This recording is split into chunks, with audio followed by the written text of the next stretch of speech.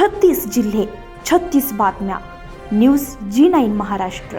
उत्तर तुमच्या प्रश्नांची.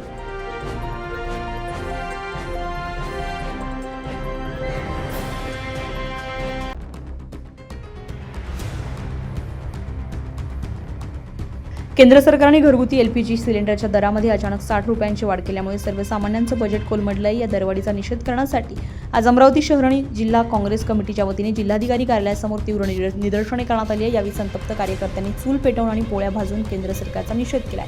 आखाती देशांमध्ये सुरू असलेल्या युद्धजन्य परिस्थितीमुळे गॅसचा तुटवडा निर्माण झाल्याचं कारण दिलं जात असलं तरी सरकारने सामान्यांवर हा मोठा आर्थिक बोजा टाकल्याचा आरोप काँग्रेसनं केलाय.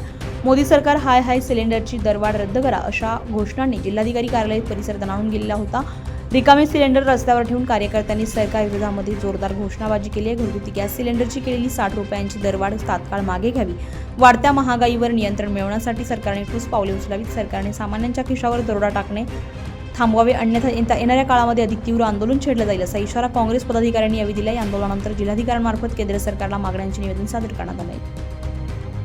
म्हणजे आज बघा महिलांवर अशी परिस्थिती आली की सिलेंडरसाठी लाईन दिसत आहे. जेव्हा पंतप्रधान मोदी जेव्हा भारताचे पंतप्रधान झाले तेव्हा त्यांनी नोटबंदी केली होती. नोटांसाठी लाईन लागली. त्या नोटबंदीमध्ये बऱ्याच जणांचे जीव गेले कारण तिथे धावपळ होत होती.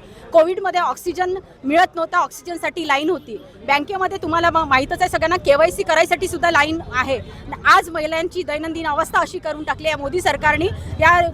कारण घरात जेव्हा सुरुवात होती सकाळपासून ती सिलेंडरपासून होते आणि चहा पाणी जे दैनंदिन कुटुंबाच्या जी सुरुवात असते त्या सुरुवातीसाठी सिलेंडरचे हाल करून टाकले. म्हणजे 25 दिवसामध्ये सिलेंडर मिळणार, 45 दिवसामध्ये ग्रामीणमध्ये सिलेंडर मिळणार.